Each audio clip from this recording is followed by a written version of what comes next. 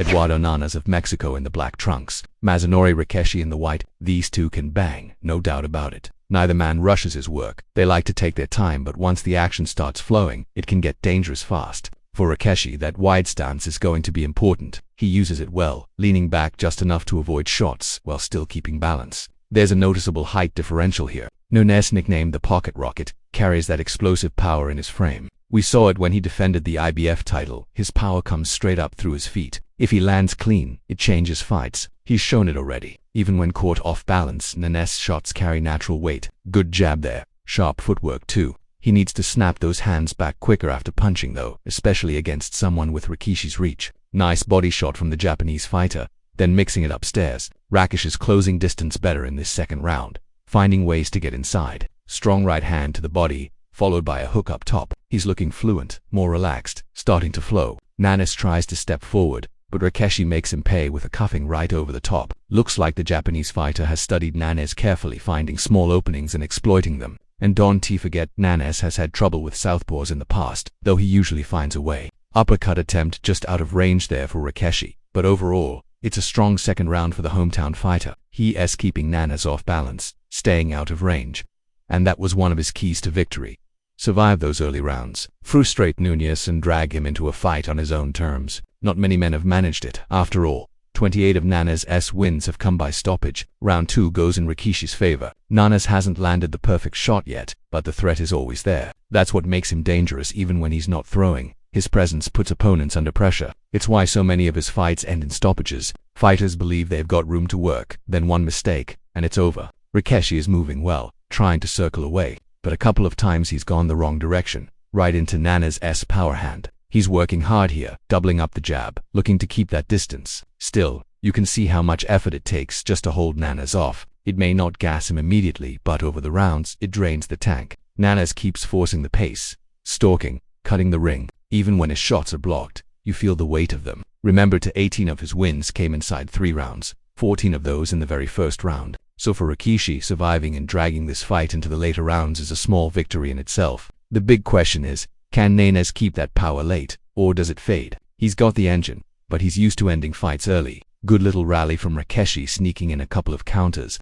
But Nunez answers with authority, left hook to the body, then a sharp left uppercut. Beautiful combination. Now he's stalking rather than chasing, closing the distance with patience. Both men land big shots as the round closes. Nunez with an uppercut, Rikiishi trying to fire back with a right hand of his own. Nunez stays tight, high guard, walking him down. He's investing in those body shots now, digging under the elbows, and you can see Rikiishi slowing just a touch. His head snaps back under a clean left hand. Nunez is going through the gears. Rikiishi is still there, still moving, but it's a hard night for him already. The crowd can feel it too. Nunez is breaking him down. Combination by combination, Nunez is on him now. Relentless, slipping through the gears and forcing Rikiishi onto the ropes. The danger here, it's not really a trade. It's Nunez teeing off with 3, 4 unanswered shots. A thudding body shot has Rikiishi wincing. Then another left hook dug in with real purpose. Credit to Rikiishi though. He takes it and fires back. That flurry midway through the round was exactly what he needed, pushing Nunez onto his heels for a moment. But you wonder if it just made things worse, because Nunez responded with another vicious hook, turning his whole body into every punch. These aren't arm punches, they're full-blooded shots, and you can see the difference. Both men opened up at the end of the 5th, trading clean leather. Rikiishi deserves praise. That was a hard round for him, but he refused to fold.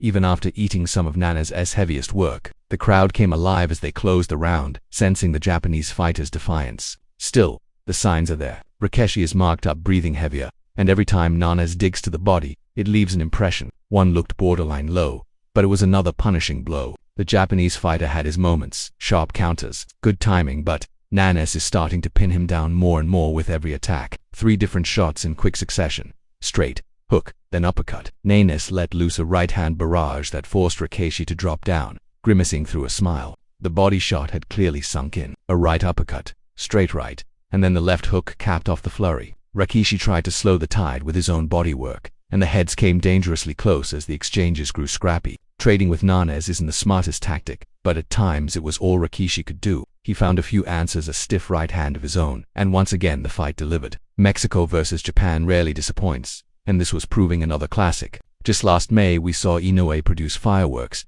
and here both men were matching that same intensity. Neither had been down yet, but shots this clean couldn't be absorbed forever. Nunez's body attacks should have been taking more out of Rikiishi, but the Japanese fighter showed remarkable resilience, not just surviving but firing back with quality punches of his own. Still, the longer it went, the more dangerous it became. Rikiishi looked for small rests, covering up, then firing back when caught. But a whipping right hand snapped his head back, always more dramatic when you're the taller fighter. Nunez, unpredictable as ever, mixed his offense beautifully. Crosses, hooks, body shots, all delivered with perfect balance and weight transfer. The left hook downstairs was brutal, the kind that makes you want to fold. Yet Rikiishi stayed upright. He had his moments, a sharp uppercut, a clean cross, but Nunez's work rate was relentless. Head down, constant pressure, always looking to break his man. That's his style. Self-belief, non-stop punching, busy every second. Rikiishi answered with a tidy one too late in the round, not as crisp as earlier, but enough to leave a mark on the judges. Even so, it was a big round for Nunez. He pinned his opponent to the ropes, dropped the shoulder, and showed his power in both hands.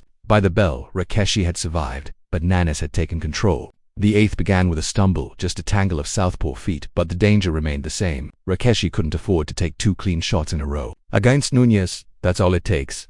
A stiff jab from Nunez starts the round, but, it's only a matter of time before he closes the distance. That's inevitable. He's too strong to hold back. Once he's inside, you've got to tuck up, use the ring, stretch out that long reach, and then reset. Rikiishi, as he did early on, is back on his bike, moving, circling, trying to make himself a difficult target. That takes so much out of a fighter, both mentally and physically. You can flow for a couple of rounds, but when you stop moving and hold your feet, Nunez is right there. And once you trade with him, you can see he enjoys it. A right hand lands clean from Nunez. Rikiishi just won't go away. That's the thing. Nunez carries his power late, and that makes him dangerous every second of every round. He's always bullying you, always pressing, always keeping the crowd on his side. Solid finish to the round as both men stand and trade, even exchange a few words after the bell. But Nunez's body shots are starting to tell. Those legs of Rikiishi can't stay as springy forever. Every time the Japanese fighter has his moments, Nunez answers by unloading the tank, smothering him with volume. This is what was expected. No surprises unless you underestimated just how strong Nunez really is. Some avoided him, maybe wisely, because once he's champion, you can't really duck these kinds of challenges. Eddie Hearn has even floated the possibility of a big fight with Ray Ford down the line.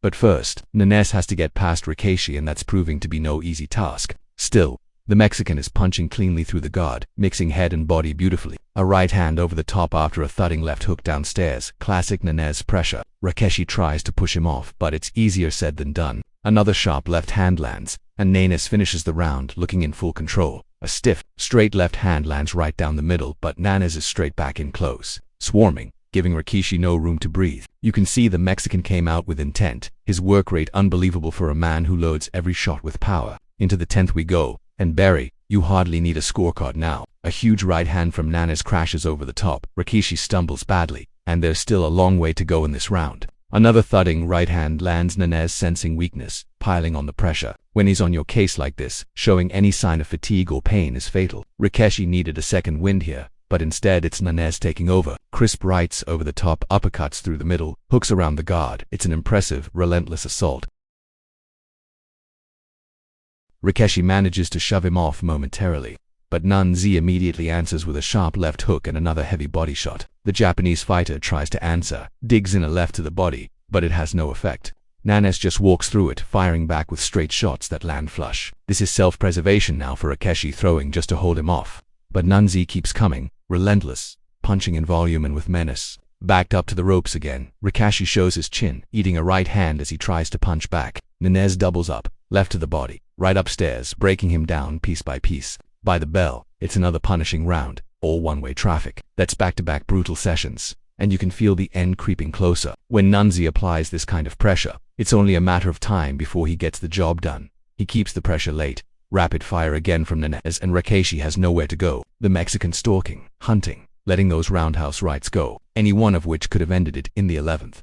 This fight was scheduled for 12, but the question is, will we even see the final bell? Rikiishi is moving, trying desperately to keep his legs under him, but the storm just keeps coming. Nunez has every punch in the book, and when he traps you on the ropes, the unraveling feels inevitable. Still, to his credit, the Japanese fighter bites down and fires back at the end of the round. Brave resistance to take us into the 12th and final frame. And so here we are, one more round. For another man, the work would already be done. For Nunez, it feels like the finish is still there for the taking. For Rikiishi, nothing less than a miracle is needed. He knows he must go out on his shield. Early in the 12th, Rikiishi wings a right hook that draws cheers from the home crowd, but Nunez answers instantly. Powering forward, the Mexican's shots don't have quite the snap they did early, but the sheer volume, the relentlessness, is crushing. He mixes body and head beautifully, never giving his man a second to breathe.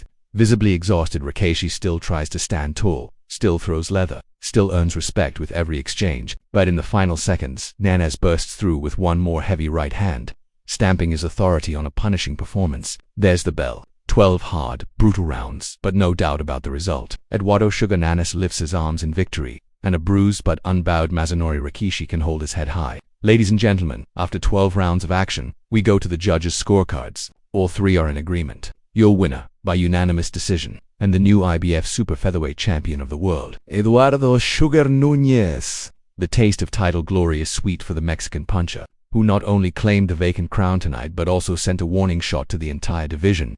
The new champion is here, and he is a force to be reckoned with.